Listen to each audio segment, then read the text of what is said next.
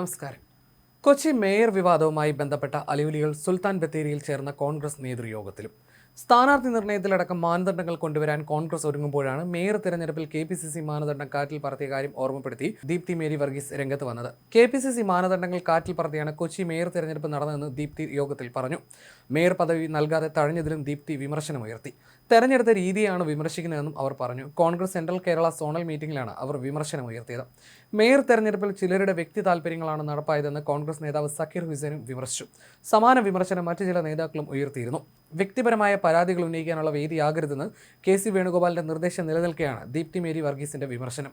Kochi mayor സ്ഥാനത്തെ ചൊല്ലി വലിയ വിവാദങ്ങളാണ് കോൺഗ്രസിൽ നടന്നത്. VK മിനിമോളും ഷൈനി മാത്യുവുമാണ് 2.5 വർഷം വീതം കൊച്ചി കോർപ്പറേഷൻ പദവി പങ്കിടുക.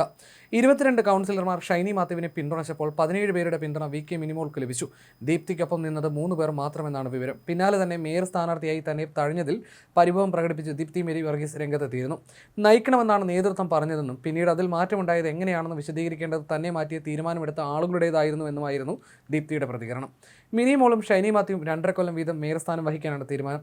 പാലാരിവട്ടത്തു നിന്നുള്ള പ്രതിനിധിയാണ് മിനിമോൾ. ഷൈനി മാത്യു ഫോർട്ട് കൊച്ചിയെ പ്രതിനിധീകരിക്കുന്നു.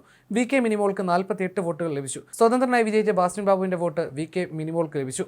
LDFന്റെ അംബിക സുദർശൻ 22 വോട്ടും BJPയുടെ പ്രിയ പ്രശാന്തിന് 6 വോട്ട് ലഭിച്ചു. കോർപ്പറേഷനിൽ UDF 46, LDF 20, NDA 6, മറ്റുള്ളവർ 4 എന്നിങ്ങനെയാണ് കക്ഷിനില. വ്യക്തമായ ഭൂരിപക്ഷത്തിൽ ജയിച്ച കൊച്ചി കോർപ്പറേഷനിൽ മേയർ തെരഞ്ഞെടുപ്പിൽ KPCC മാനദണ്ഡം ലംഘിച്ച് ഗ്രൂപ്പുകൾ തന്നെ വെട്ടിയെന്നാണ് ദീപ്തി മേരി വർഗീസിന്റെ പരാതി.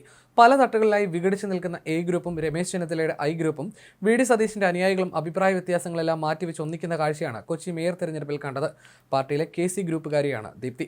ദീപ്തിയെ വെട്ടാനാണ് 3 കൂട്ടരും ഒന്നിച്ചതെങ്കിലും നിയമസഭാ തെരഞ്ഞെടുപ്പ് മുന്നിൽ കണ്ട് KCയെ ലക്ഷ്യം വെച്ചുള്ള വിശാല നീക്കത്തിന്റെ തുടക്കമാണ് കൊച്ചിയിൽ ഉണ്ടായതെന്നുമാണ് പാർട്ടിയിലെ KC അനുകൂലികൾ വിലയിരുത്തുന്നത്. AICC ഉൾപ്പെടെ പരാതി അറിയിച്ച സംഘടനാപരമായ നീക്കങ്ങളുമായി മുന്നോട്ട് പോകാനാണ് ദീപ്തിയുടെയും ഒപ്പം നിൽക്കുന്നവരുടെയും തീരുമാനം.